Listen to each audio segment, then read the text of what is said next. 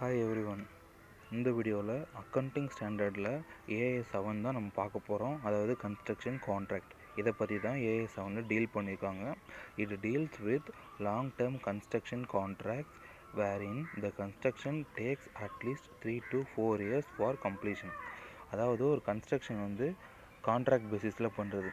கான்ட்ராக்ட்னாவே நமக்கு என்னென்னு தெரியும். ஸோ இதில் பார்த்திங்கன்னா லாங் டேர்ம் கான்ட்ராக்டை பற்றி சொல்கிறாங்க. அதுவும் கன்ஸ்ட்ரக்ஷன் கான்ட்ராக்ட். ஒரு கன்ஸ்ட்ரக்ஷன் அட்லீஸ்ட்டு ஒரு 3 to 4 years நடக்கணும் அது கம்ப்ளீட் பண்ணுறதுக்கு. Example construction of dam, building, bridge, road, அந்த மாதிரி எல்லா கன்ஸ்ட்ரக்ஷனுமே நமக்கு இதில் வரும். ஸோ இது பார்த்திங்கன்னா கன்ஸ்ட்ரக்ஷன் கான்ட்ராக்ட். ஸோ இப்போ நெக்ஸ்ட் இதில் பார்த்திங்கன்னா கான்ட்ராக்ட் ஃபார் ரெண்டரிங் ஆஃப் சர்வீஸும் பண்ணலாம் கான்ட்ராக்ட் பேசிஸில்.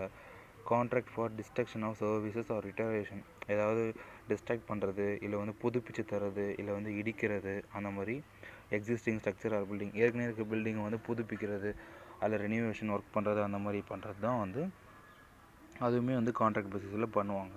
Types of construction contract. Construction கான்ட்ராக்டில் இருக்கிற types: fixed price contract, cost plus contract. Fixed price contract அப்படின்னா அதில் பார்த்திங்கன்னா ஒரு ப்ரைஸ் ஃபிக்ஸடாக இருக்கும். Agrees for a fixed price or fixed rate per unit. இவ்வளோ தான் அப்படின்னு சொல்லிட்டு ஒரு ஃபிக்ஸ்டு ரேட் இருக்கும், ஃபிக்ஸ்டு ப்ரைஸ் இருக்கும். இதுவே காஸ்ட் ப்ளஸ் கான்ட்ராக்ட் அப்படின்னா ஆல்ரெடி ஒரு ப்ரைஸ் பேசியிருப்பாங்க, அதுக்கப்புறம் ப்ளஸ் ஃபிக்ஸ்டு பர்சன்டேஜ் ஆஃப் ப்ராஃபிட்டில் ஒரு ஃபிக்ஸ்டு பர்சன்டேஜ் வச்சுப்பாங்க.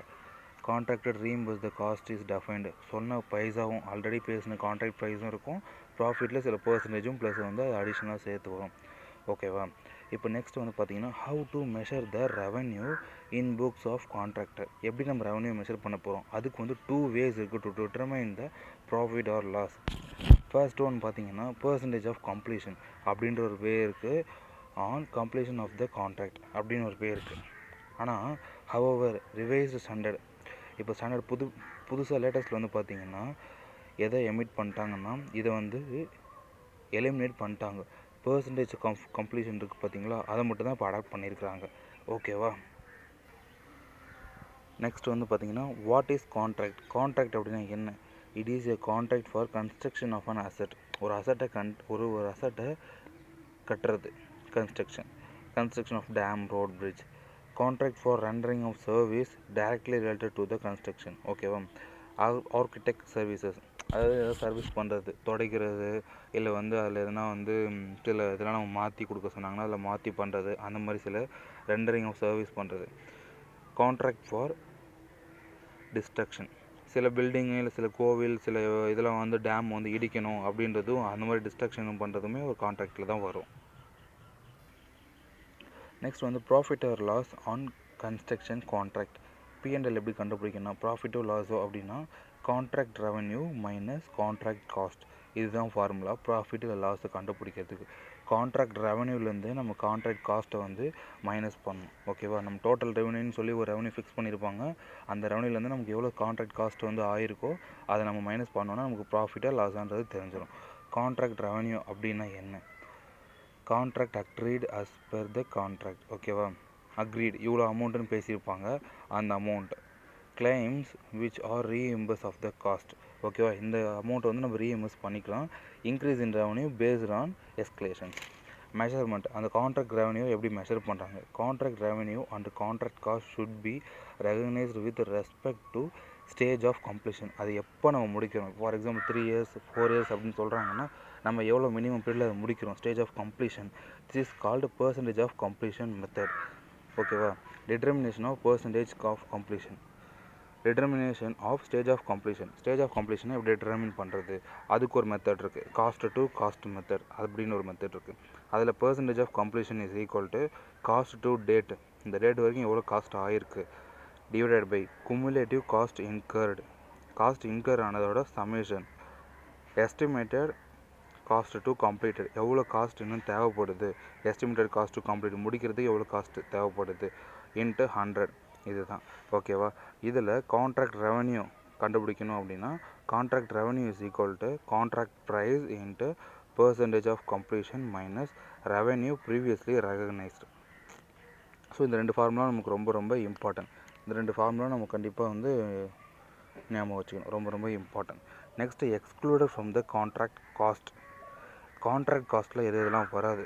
While calculating contract cost as mention the above formula. இந்த ஃபார்முலா கண்டுபிடிக்கும் போது எது எதெல்லாம் வராது. Contract cost that related to future activity, அதாவது ஃபியூச்சர் ஆக்டிவிட்டியில் வந்து எந்தெந்த காஸ்ட்லாம் சொல்கிறாங்க. அதாவது material delivered to the site for usage but not it used for construction. அதாவது நம்ம ஃபியூச்சர் ஆக்டிவிட்டியில் எது எதெல்லாம் நம்ம யூஸ் பண்ண போகிறோமோ அதுக்கு செலவு பண்ண காஸ்ட்டு வந்து கண்டிப்பாக நம்ம எக்ஸ்க்ளூட் தான் பண்ணுவோம்.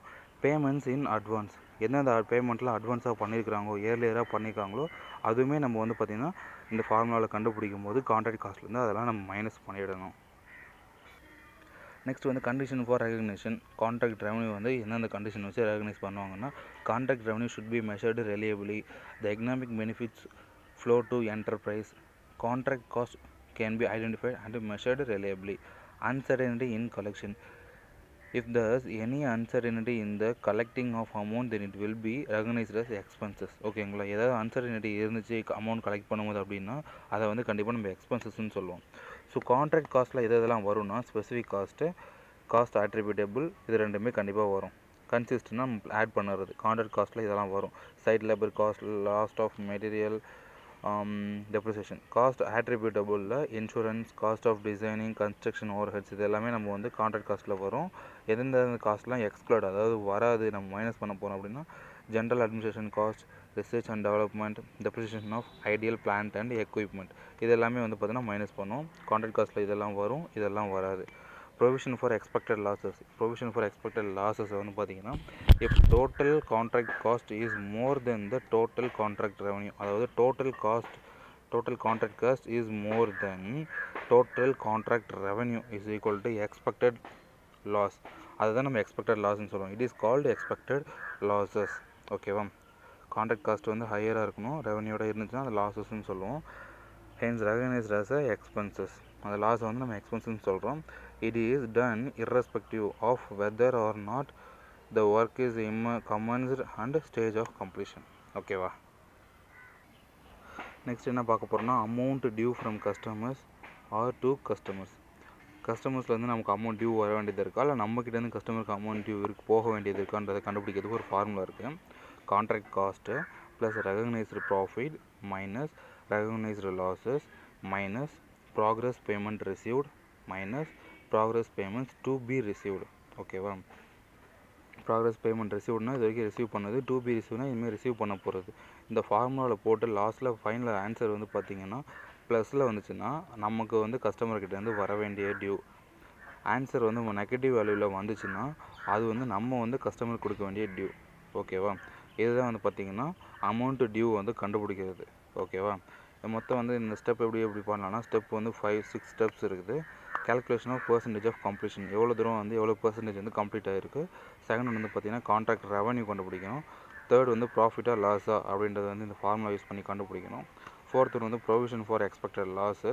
ஃபிஃப்த்து ஒன்று பார்த்திங்கன்னா expected loss minus profit or loss on contract for the provision.